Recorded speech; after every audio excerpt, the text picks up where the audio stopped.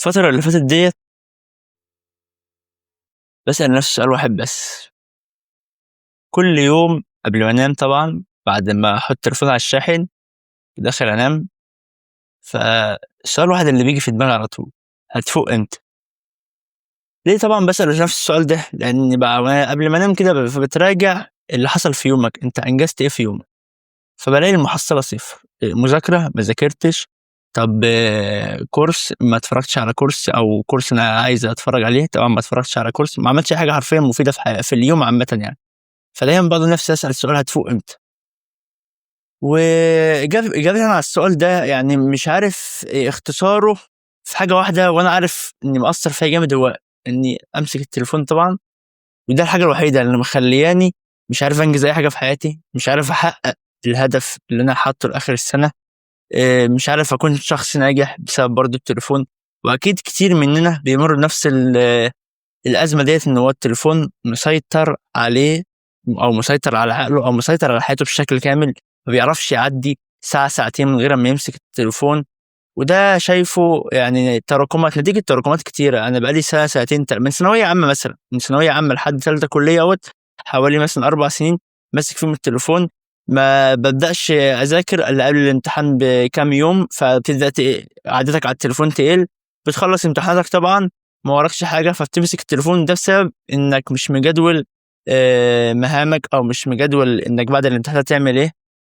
فدايما بسأل نفسي هتفوق إمتى؟ وما بفوق فعلا وأبدأ بقى أقول هبعد على التليفون، فببعدش عليه بعد اللي هو المفروض أبعد عنه. يعني أنا مثلا ببدأ مثلا أنظم يوم واتنين، بس ما بملاش يومي فيهم، فبيبقى في فراغات في النص. في وقت مثلا 3-4 ساعات في نص اليوم بتقعد فيهم على التليفون، فال3-4 ساعات دول اللي بتقعد فيهم على التليفون بيجروا معاك بقية اليوم.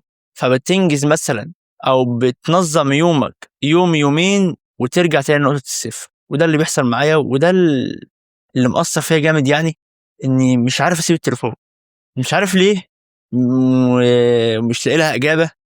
فده اللي مزعلني حاليا، إن الأيام بتعدي والسنين والشهور بيعدوا، كل حاجة بتعدي وانت لسه واقف مكانك، او انا لسه واقف مكاني. اتكلم عن نفسي، واكيد في ناس بتمر بنفس المرحلة ديت. لسه واقف مكاني. اهدافي مش عارف احققها. كل ده بسبب التليفون، وانا عارف العيب فين. بس مش عارف احل.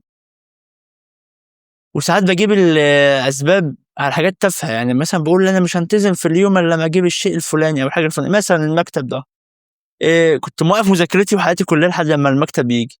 والمكتب جه، هل ذاكرت؟ لا. طب هاجيب الكتب وابدا اقرا واثقف نفسي بقى، والكتب هي اللي هتخليني انتظم. جبت الكتب ما فتحتهاش لحد دلوقتي، ونادرا لما بفتح كتاب واقرا فيه. فبعلق يعني فاهم، بيقول بعلق على شماعه كده، بعلق كتبتي، ولا مش عارف، في مثل بيقولوا كده مش عارفه. فحرفيا مش لاقي نفسي اجابه والله. مش عارف افوق من اللي انا فيه ده امتى، مع اني حاولت كتير قوي والله.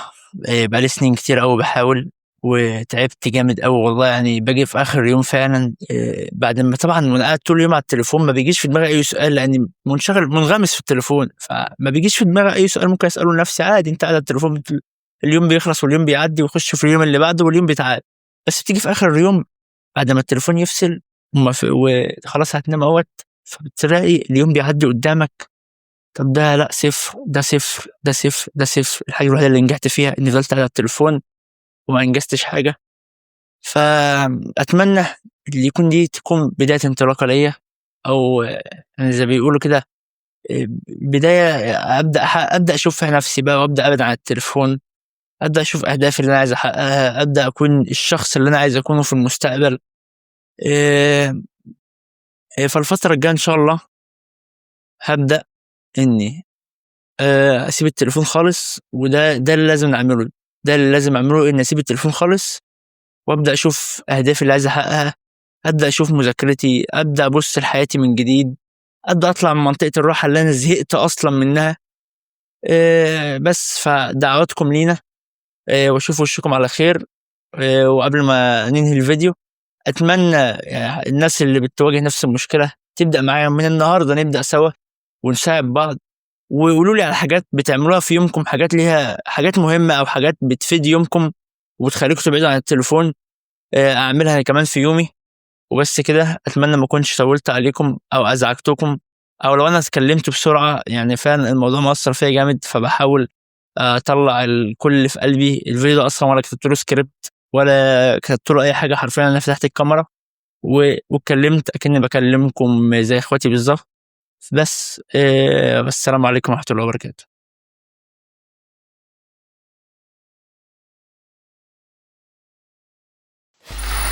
Free audio post-production by alphonic.com.